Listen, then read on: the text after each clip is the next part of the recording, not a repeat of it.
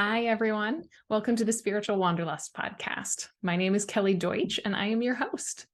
Today, we are joined by one of our spiritual directors here at Spiritual Wanderlust, Karl. And today, Karl and I are going to kick off a new series within our podcast called Ask a Spiritual Director a Question. So you will be able to submit your own questions over voicemail or text. Anything that you might be curious about in the spiritual life, whether it's figuring out a new practice or questions around contemplation, responding to your family, how to deal with your deepest longings, whatever it might be, we'd be happy to respond. And each time we'll have a different spiritual director or a few to respond and discuss the questions that you might submit. So we invite you to check that out and submit your questions, any that you might have, on spiritualwanderlust.org/ask. spiritualwanderlust.org/ask. So Karl and I will be responding to a few that we received over text today, and we'll have a conversation about each of those. So let's get started. Our first question today is from Amy, and she is wondering about reconstruction. She said, I have deconstructed enough that I am seeking reconstruction at this point and have no idea how to do this or where to seek information. Can you help? Karl, how would you initially respond to this? Well, first of all, thanks, Amy, for putting the question forward. First of all, the one thing that's hard about this, right, is that you don't have the person in front of you asking the question, and you don't have the context, right, of what they're going through and what their life is like, and where they've come from, and where they're at now, and even where they hope to go. And all of that is obviously very important for really doing this. But it's definitely worth talking about, even just in general. This is a really interesting question because there's a lot in it that could be talked about. Even the key words of being, deconstruction and reconstruction. To me, that really sparked a real resonance just in terms of what the spiritual life is all about fundamentally, is that God is constantly reshaping us and remaking us. And to do that, it requires him, and us to participate in sort of letting go of what is in us that needs to fall away or to be transformed. So there really is a deconstruction and reconstruction process that's normal. And I think that would probably be the first thing I would say is like, well, first of all, good. If you feel deconstructed and you're interested in reconstruction, that probably means that you're on the right path.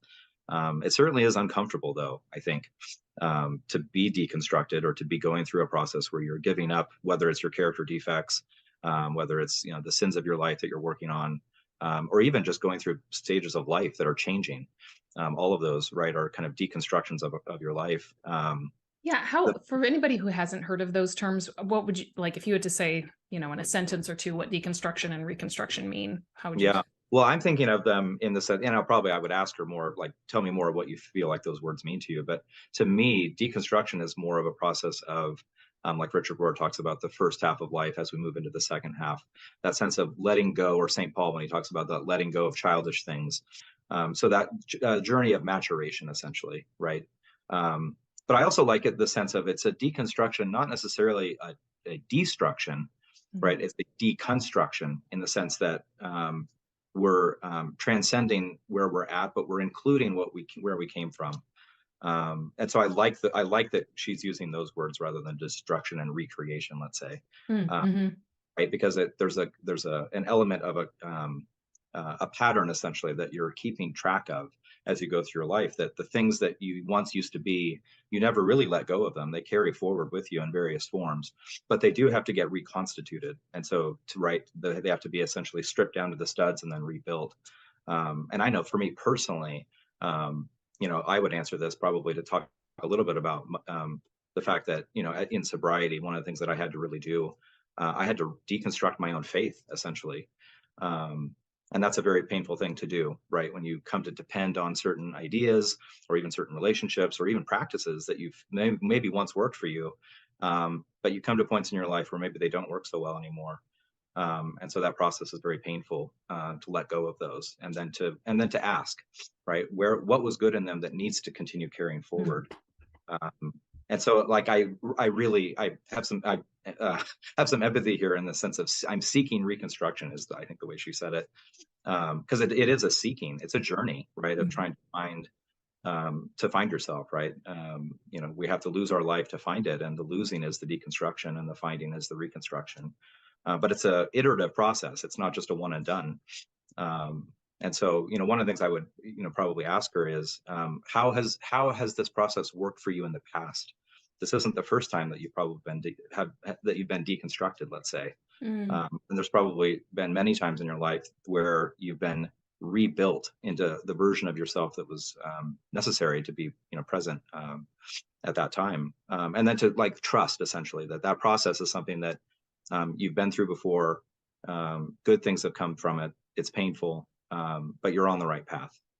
The mm-hmm. one thing about this that's tricky for me is the where to seek information. I'm curious even about like what that would look like, or I don't know what you think about that, but Yeah, I think if you're at the point, and I love talking with people who are at this hinge point, and I feel like that's what we do a lot of at Spiritual Wanderlust, is once people are done with deconstruction and have started to recover a sense of wonder and curiosity, and instead of, deconstruction is usually really just a grief process, and it needs its time to be able to go through the denial, the anger, the grappling, the settling back into acceptance.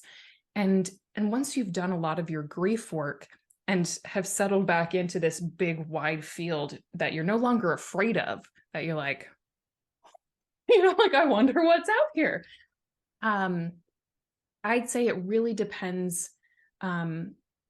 First of all, it's a lot of inner work, this process of reconstruction, and just attending to your own longings. Like, where are you at in this whole process? Like, do you still need to figure out like what your beliefs are? To me, that's not as important, since that's more of a head thing, as discerning what your heart's longings are.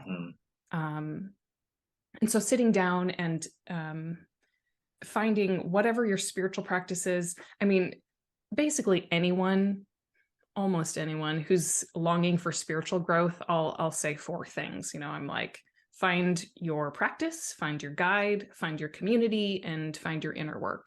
And those 4 things, those are what help us grow at any stage. And I went into that in our course on the Seeker's Guide to Mysticism. So if anybody wants that more in depth on what that even means, feel free to check that out. It's at mysticismcourse.com. But those, finding your guide, finding your practice, finding your community, usually those are the things that we're missing the most from our prior expression of religion. And to me, that's what a big part of deconstruction is you feel like you've lost your identity, you feel like you've lost your community and your mission. Like, this is where I fit, this was my purpose, and this is who I am. And all of a sudden, all that's ripped away. So when you're reconstructing, it's settling into that silence and listening for that. Like, who am I, and what do I want, and where do I fit? If I know a lot of folks, when they stumble into that second half of life, when they first half is, again, this is Karl Jung or Richard Rohr, or several people talk about it. First half, you're building your container. This is who I am and who I'm not. And there's a lot more definition. You tend to rely on a feeling of certainty and black and whiteness. And when you shift into the second half, you're appreciating the technicolor that is out in the world, that is reality, and the nuance. And instead of relying on or craving or needing so badly the certitude, we learn to live the questions. Like, maybe there isn't like a pat answer that I can give to this, but maybe it's just something I need to live into the answer, if there is one, into that mystery.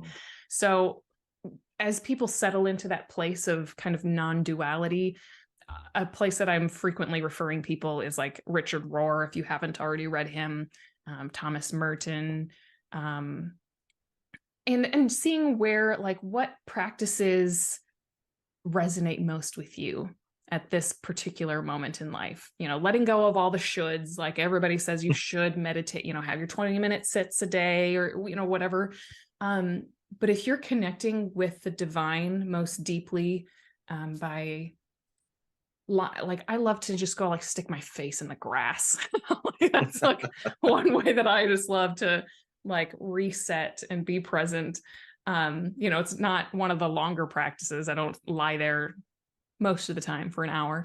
But figuring out what those things are and seeing what bubbles up and walking through that with your guide or with your community. I think those Mhm. things are all ways to begin that process of reconstruction, and surrounding yourself with either people or resources. If you want to take a course, if you want to read a book, great, but just make sure you're not doing it solely on a head level. Make sure that you're doing that deeper inner work along the way as well. Absolutely. Yeah, that's really well said, Kelly. And I really like what you emphasized in the sense of, the community aspect, right? There's so many parts of this. Um, and it's helpful, I think, sometimes to do an inventory a little bit. And like from an AA point of view, when we talk about the fourth step and we're doing a fearless and searching moral inventory, that's usually very focused on kind of, why am I in a meeting? Why have things gone sideways in my life from a kind of a just basic moral Mhm. principle view? But when you really get into the work, right, this deconstruction process goes way beyond that. And it impacts not just my actions in this moment, right? It's more of like, who am I living with? Where am I at? What church am I in or not? Mhm. Right? What practices am I doing? What practices are we doing as a community? Those are all things worth looking at, and some of them are in pretty functional order and some of them really are not. So right, the other thing too is to really take a fine-tooth comb and really think about, well, not everything has to be deconstructed necessarily, or at least not right now, and some Mhm. things are still working, right? And I think to celebrate, and to be grateful for the parts of your life that are functioning and maybe have been reconstructed and are flourishing is also another source of wisdom, because they might Mhm. be able to inform maybe the parts that are deconstructed or in ruins or in need of real repair, right? So then maybe you have a spiritual director or a father confessor or a really strong community that can help you reconstitute other areas of your life, maybe that are in more disarray. Maybe your spiritual practice, let's say, is kind of not really working for you, but you have a community of people you trust, right? Well, then you can tap into that, right, to maybe have them help you with the other part. So for me, yeah, that sense of community, that sense of having a guide or maybe several guides for different parts of what needs to be deconstructed and reconstructed. I know Very for me true. personally, I have an AA sponsor and I have a priest and I have a spouse and I have a number of friends, right? And they all provide Mhm. different types of input. Neither one of them is good for the entire project, because I'm a real project, as we all are, right? And so, you need a lot of different voices, I think, and like you said too, right? The voice that's in your head, unless you're really on the path to enlightenment, is probably not always the greatest voice to be always listening to, at least Mhm. right by itself. You need something else, and again, it's that combination of your own experience, the practices that you embody in the world, and then right, the community and the guides that you have around you, and then to be willing and to be curious, right, to engage with those. I think a lot of us have some of those resources available, but we are either afraid to tap into them, we're afraid to be vulnerable in them, right? And I think that's sometimes part of what has to be deconstructed is our ideas around Mm. what that should look like, what that's going to be, or what's maybe holding me back from being able to give and receive in those environments in a way that would actually, help my reconstructive process to really flow. Mhm. Yes, I think it's really important. I mean, as you said, there are different people who are able to offer wisdom for different aspects of our life. And I think it's really important, especially if you've experienced any religious trauma, to make sure that you have either a therapist or, Mhm. someone. I mean, I would almost 100% of the time recommend a therapist if you could find a good one. But at the Definitely. very least, like a spiritual director who is well and deeply psychologically grounded, to be able to walk through and to be trauma informed enough to know. I mean, if your spiritual director is like, just go back to church, it's like, well, they might need a little more nuance, and they Right. might not be the one to walk with you through this path in life. Because if you're having like panic attacks when you go back to church, which is something that I experienced, like Hmm. I was so thankful. I had a sister who was, oh gosh, she must have been around 80 years old. So had lived through Vatican II and, all the kind of crazy hubbub in the Catholic Church. And I remember sharing with her like that I was having these anxiety attacks when I try to go back to mass. And she was like, she just looked at me. She was like, don't go, and I was like, oh, Yep. right. She's like, do you think that's what God wants for you? Like to go to Mhm. mass and have a panic attack. I'm like, oh yeah. Why did I think that that's so important? But it was just, again, something that was left from my earlier identity and practice. And that was just so much part of who I was and how I lived my life, that to shift that sometimes took somebody from the outside to say, like, maybe we need to look at this because Mhm. that might not be good for your spirit body person to continue whatever practice.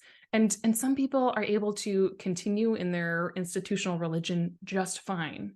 Mhm. So it really depends on what's going on with you personally. If there's some significant trauma there that needs to be processed and worked through, whether or not it includes some sort of institutional practice. Right. Um, so, Yeah, we need to be able to say yes enthusiastically to whatever it is that we're doing. And I mhm, think so many of us don't, right? We're either grudging participants in things that we don't understand or aren't really working for us, or we're too afraid to just raise our hand and admit, like, well, maybe I should, let's say, be doing this or feeling this or thinking this, but I can't or I don't right now. mhm, And it's important to explore maybe why that is, mhm, in a spirit of forgiveness and curiosity, like you said, mhm, because whether you should or not is irrelevant. What's really important is what you're capable of and what you need to be doing right now. And what you might need to do right now is, like you said, in some cases, is strategically retreat to a mhm, position in humility in some ways, right? To admit that, well, whether this is something I should do or not, I can't right now. And mhm. it's really important that I do the work to be deconstructed and reconstructed such that when that opportunity or that obligation or whatever it is that comes to us, then we're able to say yes to whatever part of it we can say yes to. Like God says, He wants a cheerful giver, not just a giver, right? And Mhm. so that sense of cheerfulness, and I would say even joy, right, of moving Yeah. towards those actions and activities. If we can't do it joyfully, then we probably should admit that we're not ready yet. And there's no Mhm. shame in that. There really isn't. And I think, shame for sure is one of the greatest inhibitors in the spiritual life. Right. We have a script about who we are and who people are and what the world is and what it should be. And all of those scripts need to be challenged. And, I know for Yes. me, that's the only way forward. And that is for me personally, I think the reconstructive process is, where is my shame? What am I afraid of? Right. And I have to move towards that in a way that's cautious, right? Knowing maybe my limitations and my weaknesses, but with courage, right? To stay with, to have my eyes wide open and my heart open and be willing to take tentative steps almost as an experiment. And Mm. I see the spiritual life very much as an experiment, essentially, in becoming, right. And that, because it's an experiment, you're going to have to go through deconstructions and reconstructions all the time as you're getting new input, you're learning new things, and parts of you that used to work now have to fall away and make room for Yes. something maybe bigger and better. And that's literally the process. That's actually how it works. And I think a lot of people don't know that necessarily, or they think that it's a box checking exercise or that it just comes magically. And that's not necessarily true. I mean, it's a daily process that has to be Mhm. engaged with our entire being. Yes, yes, the dying and rising, the like, especially those attachments, that's why we talk about like ego death and things like that in the spiritual path, because so much of it is dying to those things that we've learned to use as coping mechanisms or to blunt the pain and some of the woundedness, which is why the inner work is so crucial in all of this. So, Yeah.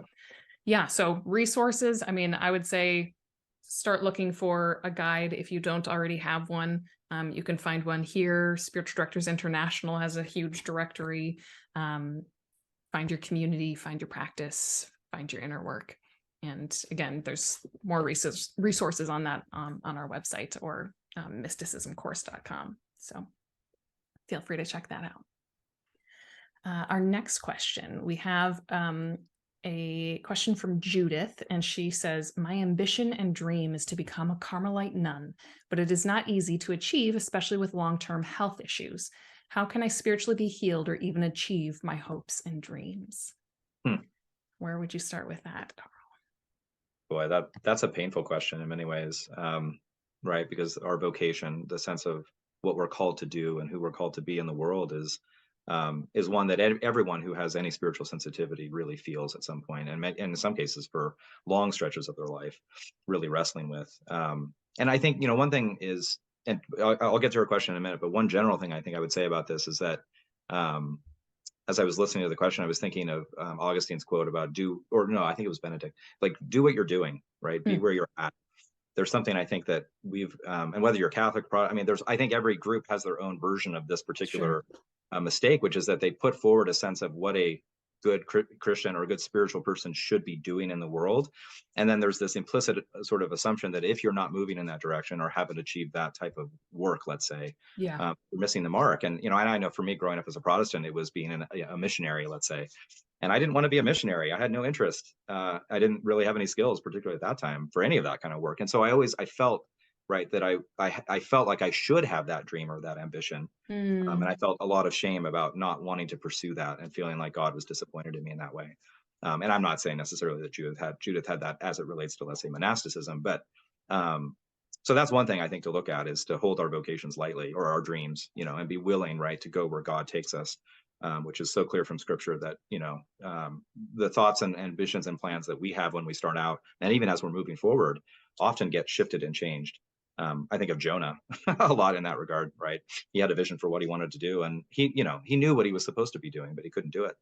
On a more practical note, I think, one of the things I would say about this is, there's so much, and this, Kelly, better than anybody, there's so much about the monastic life that can be and really should be lived wherever you're at.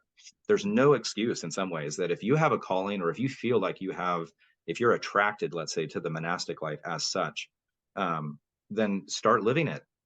Like, there's so much you can do about establishing a regular rule of prayer. And like you said before about, having a guide, right? Develop a really close relationship with a father confessor or a priest or a spiritual director or all of the above. And really, take that ambition of the monastic vision, which is to really transform yourself into the love of God, and make that full-time work. Then there's no reason you can't start making small steps now where you're at. And then more tactically, right, you can get into the details of how do you manage that if you have other obligations, like, let's say, a family or other work, et cetera, right? But there's there's no excuse to not start playing around the edges of how can I start living into that vocation where I'm at now. And then with long-term health issues, that's something that everybody either is facing currently or will in the future. It's inevitable. But again, that shouldn't necessarily stop you, at least again, from making some movement in that direction. And in many ways, right, the crosses that we bear, whether that's our health, whatever, become hopefully the vehicle that push us forward into that life. But I love her at the end when she called it her hopes and dreams. And one of the questions I probably have for her is, well, how long has this been a hope and a dream for you? What's the story that you've been, that has been a part of you that has been pushing you this direction? And then, the other thing too, I guess, is it takes some bravery sometimes if you feel like what God is calling you to do. Sometimes you can't just play around the edges. Sometimes you have to make a bold, move of faith and really make an attempt and be willing to fail. Right. Or be willing to have to change the direction or the structure as you go. But then that feeds right back into deconstruction and reconstruction. Right. There's no failure in the spiritual life. There's just lessons to learn. And so, and it's very important that we set ourselves up appropriately to learn the lessons that we're here to learn. And some of us need to be monastics. Some of us need to be married. Some of us need to be doing things. We need to have our life structured in such a way that those lessons can be most easily grasped onto and lived and learned. But again, God doesn't abandon us just because our particular outward vocational structure isn't perfect, right? There's all kinds of layers to this that you can plug into wherever you're at. Yes, I would echo a lot of that. Both I appreciate the longing for the monastery. Like, I think a lot of us who are on a spiritual path are like, gosh, that would be nice. But even deeper than that, like, some people feel a genuine sense of call, which is one of the hardest things to hold lightly. That's for sure. Because as you were saying, be where you are, do what you're doing. Our goal should be God's will, which is what we're being given right now, what's in front of us. And that might be grappling with illness, or it might be in the convent someday. Like, we don't really know. But if we're really after union with God, like if we really want spiritual growth or the will of God, like what in the end, should it really matter to us what that looks like?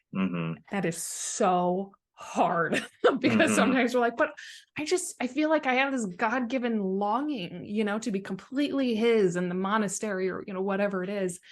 And to that, I then say, like, go and sit before the divine and say, like, do something about this. Like, if you gave this to me, you either need to fulfill it or you need to, like, take it away, because exactly this is painful. And that's the challenge with all longings, I think, is going before God and saying, this is really profound and painful inside of me, how much I long for this thing.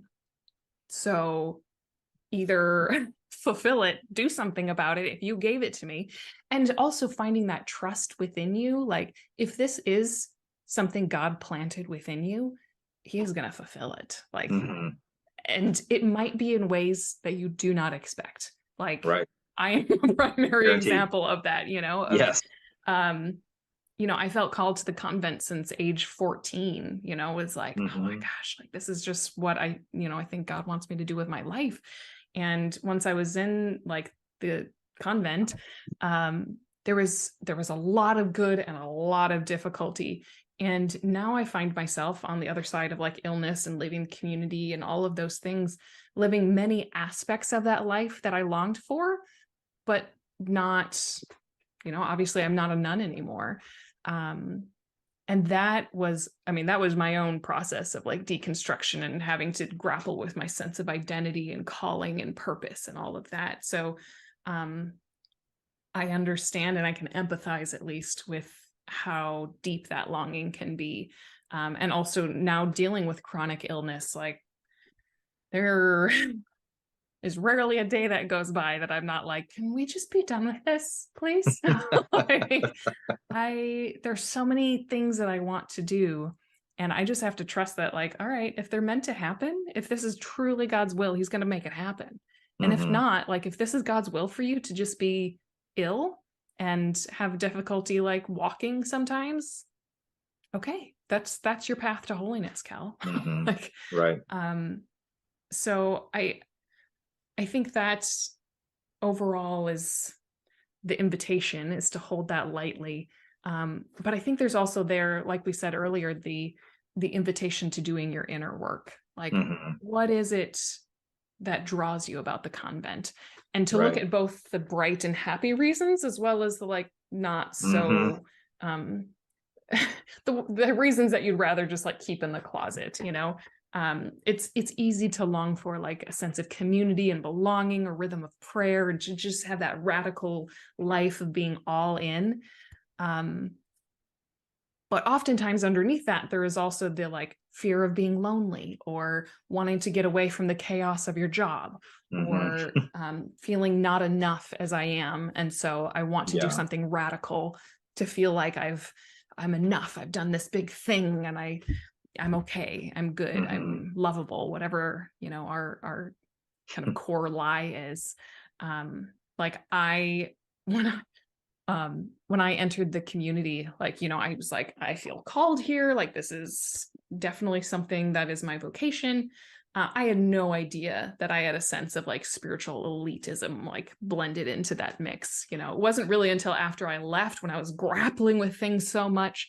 And I think it was my best friend who asked me, what was wrong with being a lay person. And what came out of my mouth was, because then I'd be just like everybody else. And I was like, oh, I did not know that was in there.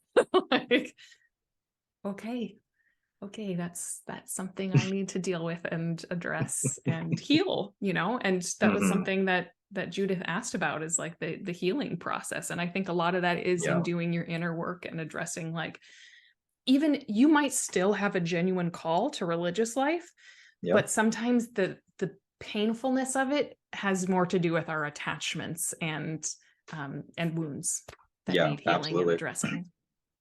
Yeah, that sense of longing is a little bit of a double-edged sword in the spiritual life, right? Mhm. It is partly how God woos you forward into becoming right closer to Him and to becoming more of who you really were meant to be.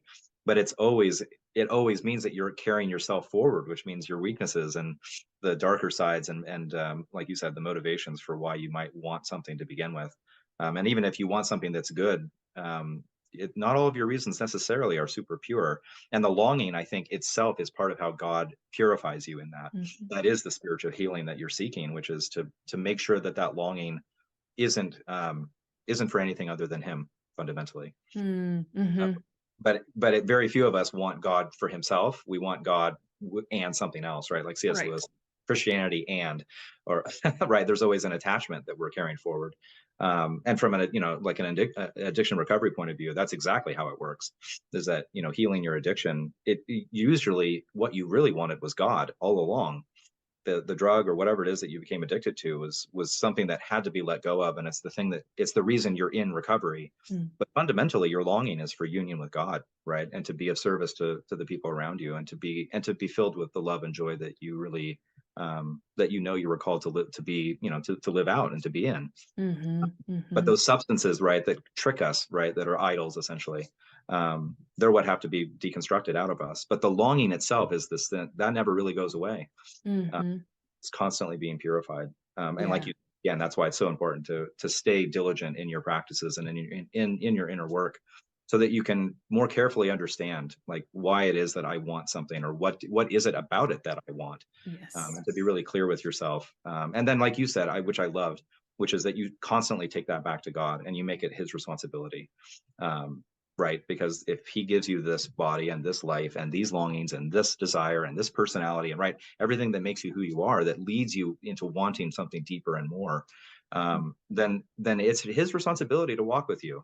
And I Yeah. think, again, sometimes in the spiritual life we get so depressed and bogged down, and I think part of it is a script that leads us to believe that it's somehow our responsibility to climb out of that, to find it on our Mm, own. And that's not true at all, right? It really is a partnership. um, and I think, again, the longing is the tool, one of the tools that God uses to help us understand that He is fundamentally what we're looking for, and that in Him all of these other longings for the outward structure, the particular activities, whatever that happens to be, right, those are all tools. And if mhm. we're willing to give them up at any time, and we're willing to say, I want to follow you into doing whatever it is that you need me to do, then he'll take you where you're best able to serve. And Mm, that will never be something where you're called to, like I was afraid of, to become a missionary to Africa or somewhere where I have no skill set and no interest and no capabilities. That's not what God does. God doesn't take us into places to fail and then just leave us there. mhm. Right? He leads us to where we're supposed to be, but we have to be willing to trust that probably will be a little bit different than what we thought, especially at the beginning. Preach. Yes, very true. And um, yeah, I had a couple thoughts come up there. One about like staying with the longing is really a fundamental skill in it, both in spirituality but also psychology, and doing your own inner Hmm. work, being able to stay present to an uncomfortable emotion or sensation. That is really difficult. And Hmm. back in the convent, we would just call that the stabat. Like stabat mater is like a Latin, like the Mary who like stayed at the foot of the cross, Yeah. in a very painful place, but Excruciating. she Yep. stayed, Right. and to be able to stay in the midst of longing and recognize that sometimes that longing is God's way of like stretching us in our interior so that we can fit even more of Hmm. Him, of the goodness that we're desiring, union, all the wonder and joy. Yes. But it can be really painful in that staying in the stabat. Hmm. um, yeah, so I say, like, Judith, work on embracing what you're being given now, and ask for the grace to receive that grace if that's challenging. Take your Hmm. longing before the holy and ask Him to do something about it. And um, recognize that part of the way that God might do something about the longing is you doing your own inner work, Hmm. and figuring out what might need to be healed, let go of. In the grand scheme of things, it's not like the whole longing is, a wound or something. It could be, but it is almost any sensation, longing, thought, desire reveals something deeper. So those are just our threads, our starting points to pull upon and see what else is underneath. Absolutely. One other real just practical piece of advice I would probably give Judith would be, given her, depending on her station in life, and particularly as it relates to monasticism, is that there are a lot of monasteries that will allow you to come and stay for a week or two, and even have programs where they allow you to essentially be in a novitiate sort of mode, Mm. maybe for several months at a time, or 6 months on, 6 months off. I spent quite a bit of time at a Trappist monastery when I was young, and there were all kinds of opportunities to essentially experiment essentially with the monastic life, knowing that you could essentially retreat at any point. Because again, that's particularly in terms of monasticism, that's a long process of discernment to determine if this truly is the path that you're called to, because it's a fairly austere and difficult life. And so Mhm. it's worth, like I said about being courageous, it's worth making some attempts to experiment a little bit, see what you learn, and then come back and work again with a guide, with a priest, with Mhm. somebody, right, who can help you discern what did you learn in this period, what are you seeing now after that experience, both good and bad, about yourself and Mhm. about the environment. So there's a lot you can learn again as you push forward a little bit, as you play with God as He's leading you forward. It's not just an arithmetic, two-dimensional thing. Yeah. It's a journey that has many tendrils. And Yes. so there's no shame in moving in that direction, and then maybe finding that you need to go in a different one. But you Right. can And yeah, I was just going to say the hard part is I know a lot of communities, if you enter with significant either physical or mental health issues, like that's a no-no right. for so many of them, Yeah. which can be a hard thing to accept. Hmm. I have several friends and spiritual directees who have been in that situation. Yeah. And that is, then I'd return to kind of what Karl was saying, like what's stopping you from living that life now where you Yeah. are, like the aspects that you long for. And that would be something I'd definitely walk through with a guide if Yeah. that's Well, just like with the marriage, particular right? case. You may have a longing for marriage, but you need to find somebody who has a longing for you.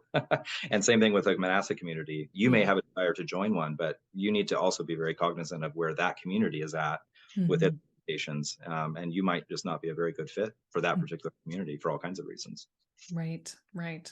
Yeah. So good question, Judith. I think it's something definitely to continue to sit with and hopefully sit with someone else who can walk with you as well. We have a question from Mark who is asking, why go to confession when you keep on committing the same sins?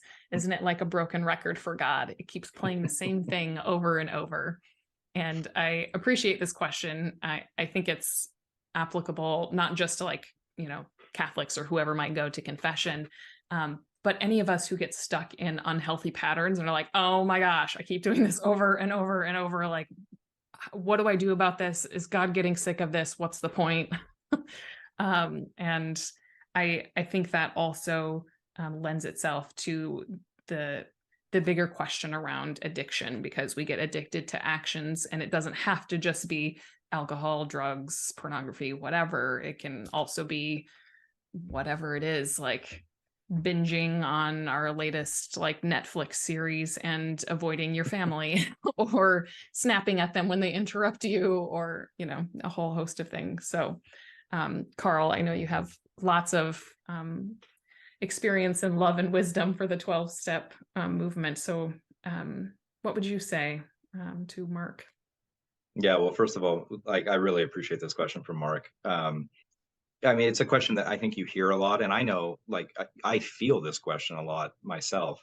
Um, I think my initial answer would be a number of things. One is that having to confess the same things over and over again is very, very good for your humility. It keeps you grounded again in who you really are and where you're really at. And if you have a habitual problem, it's very important to really accept the fact that that's what it is. And, like, from an AA point of view, absolutely. I mean, that first step of admitting your powerlessness over the substance is the backbone of the entire program. Mhm. um, and there are a number of people who, there are some people who come into a 12-step program and they're able to quit cold turkey with the initial reason why they're there. But one of the things we talk about all the time in the program is that sobriety is not just the abstinence from a substance. That's just the starting point, right? The Mhm. real work is in the emotional sobriety that you need. right, to Yes. really do the inner work. And that those are the addictions actually that are fueling your substance abuse. Your substance abuse is just the tip of the iceberg. It's the most public display of your Yeah. inner life. And it, sometimes it's a very specific type of symptom that needs a very specific type of program. But the real work is underneath the water. And that is something that doesn't change overnight. And we talk all the time about, the 12 steps are not just 12 linear steps where you complete them and again, you check them off and you're done.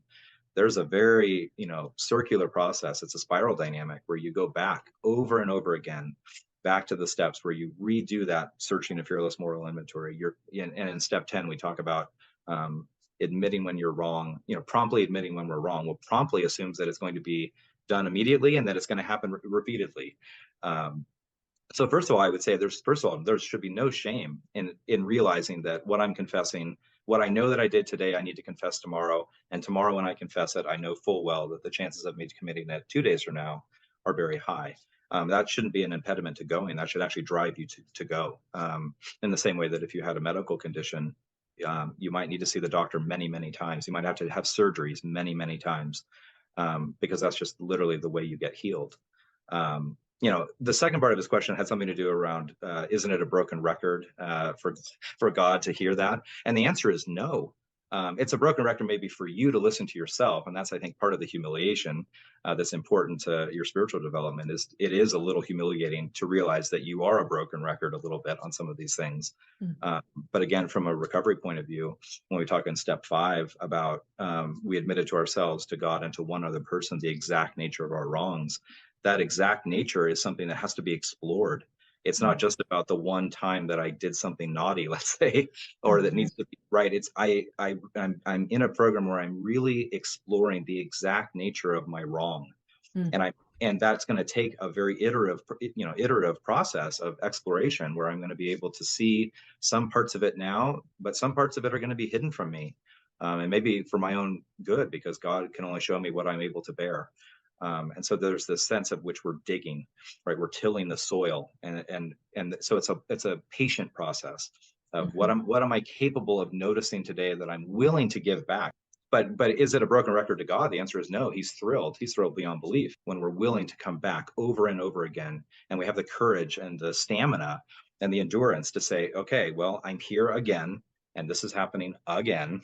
But maybe there's something about it this time I can see differently, or I'm willing to actually give back to you in a way that maybe starts the healing process at a more deeper level. So first of all, yeah, I mean, I would just say that there's no broken record element to this whatsoever. You're playing the same beautiful song, if you want to think of it that way in terms of the metaphor. It's just it has to be done that way. What would be an example you would give of like an addiction that's underneath an addiction?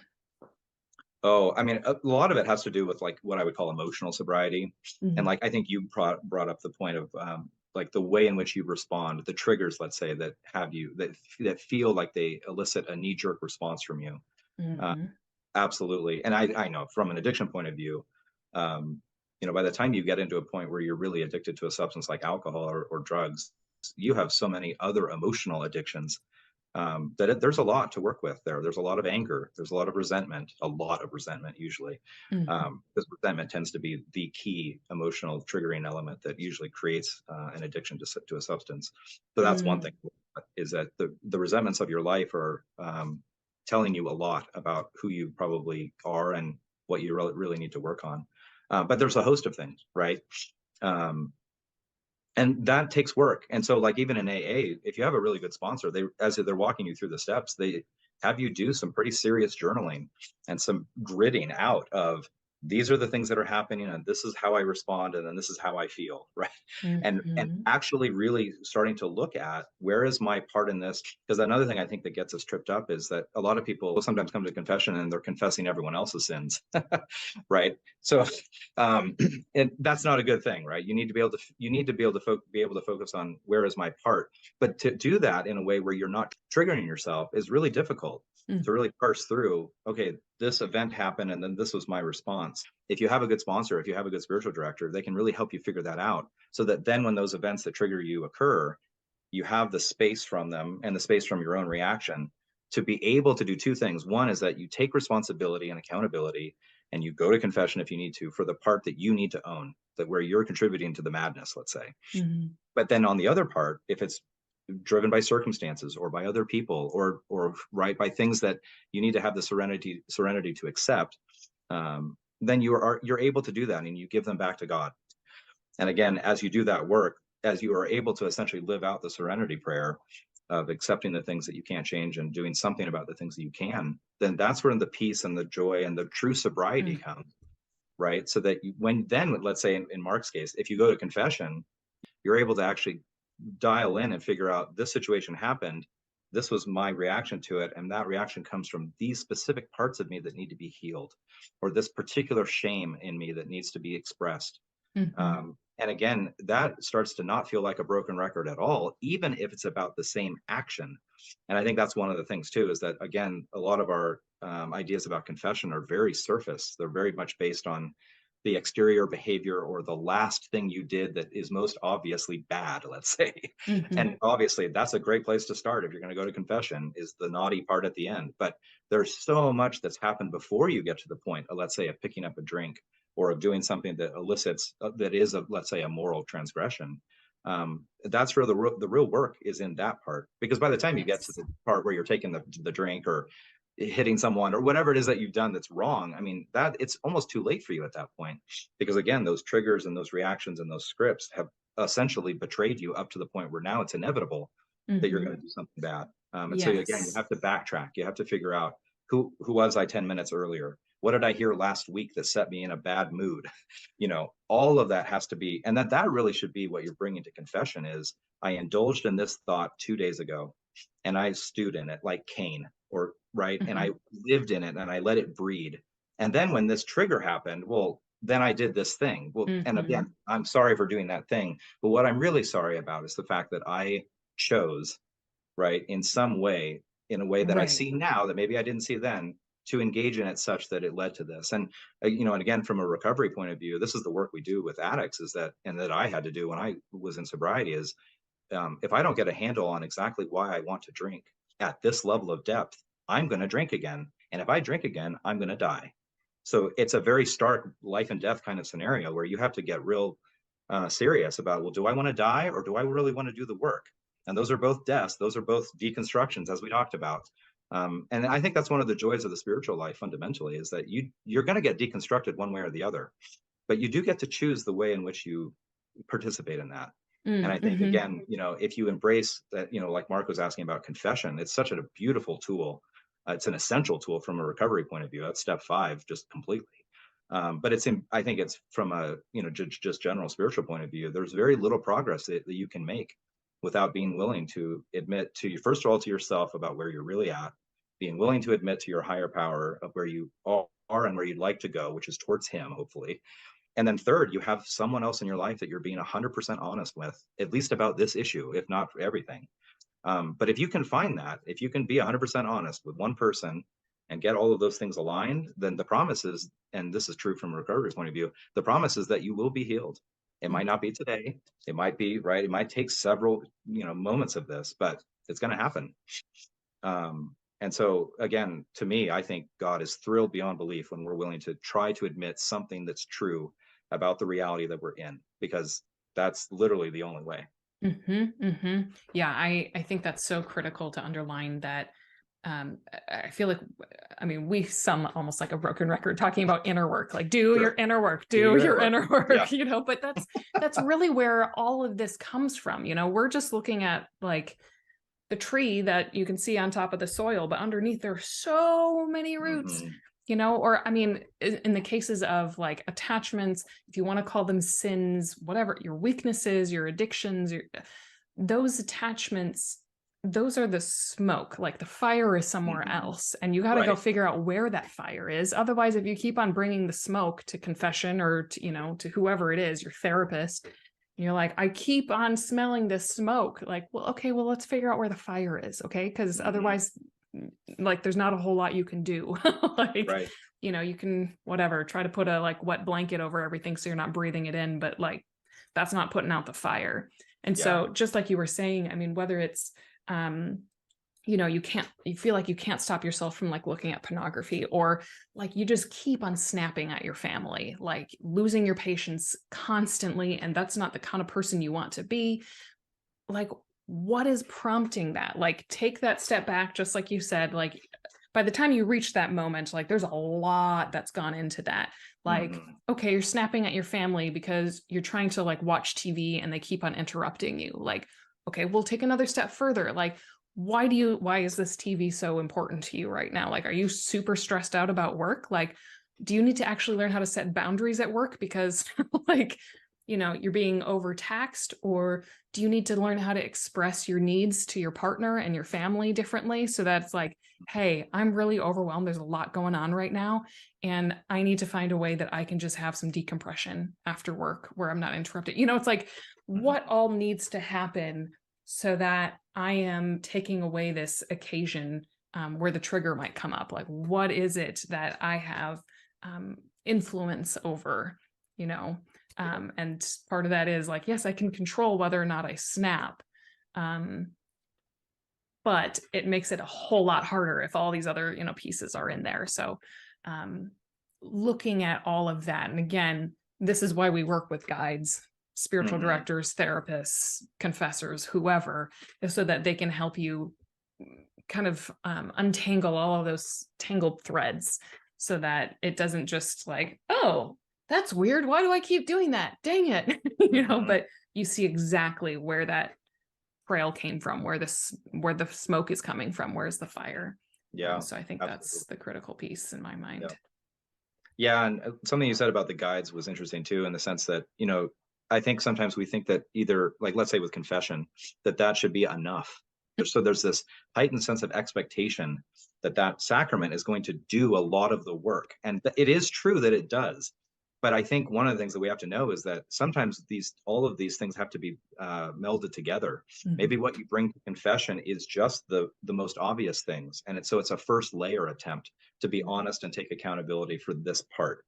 Then you take what you learned from being honest about that into, let's say, therapy, where you maybe can do some real work to figure out the deeper things that isn't necessarily appropriate work for the confessional. Right. And then maybe you have very specific things that you need to work on from a practical point of view that you work with a sponsor, like an AA sponsor with, or an accountability partner, or a spiritual director. And then as you fail and learn, you fall down and you get up, and you fall down and you get up, and you learn some more about yourself. And then you go back to confession, because like Mark said, you've done it again. But now you learn something maybe a little bit more about why you did what you did. And then so it's this incredible dance that you can get engaged in, where again, like you're never done. And I think one of the things too that's so important to know is that you're not done. There is no finish line. And that's sort of like disheartening, I think, to those of us who like achievements and want to check things off a box and want things to be done, right? Want some level of suffering to be over. But there's always more. There's always more to learn, and there's always more to give. And so the feeling you have, let's say, of, well, I keep committing this, and why do I have to keep coming back? And doesn't God get tired of this? That does fade away a little bit when you realize that, well, he's never going to get tired, because that's not who he is. We get tired maybe of saying it, but he never gets tired of hearing it. And I think really resting in that unconditional love that our Father wants us, he loves us, he has us in his hands, and that he knows where we're at. He knows that we're made of dust, and he knows our brokenness. That's why, right? I mean, that's literally, that's part of what drives his love forward, is that he knows that we need him so much.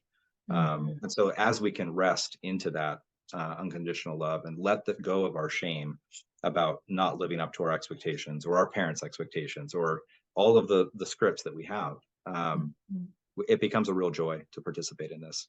Yes. Sure. Yes. I like that. I was reminded of Saint Therese, who would often, use various images of like a child falling down, like as a remedy for those of us who tend to beat ourselves up for messing up again. Like, oh my gosh, I did it again. And she's like, you're like a 3-year-old, or maybe 1.5, like if you're trying to get up the stairs and you stumble, like, it's okay. Like, be okay with yourself. And like, your parents are gonna be just fine. Don't worry about them. Like, they know that you are small and that you're gonna trip probably regularly, like you're learning, and that's just how you're gonna be for the rest of your life. Like, Like the Psalms say Easy. that as a father pities his children, so does the Lord pity those who fear him. You know, Mhm. yes, he loves us that much. Yeah, yeah, absolutely. Well, thank you, Karl, for exploring some of these questions with me. And thank you, Amy and Judith and Mark, for submitting your questions. Very lovely to be able to explore those together.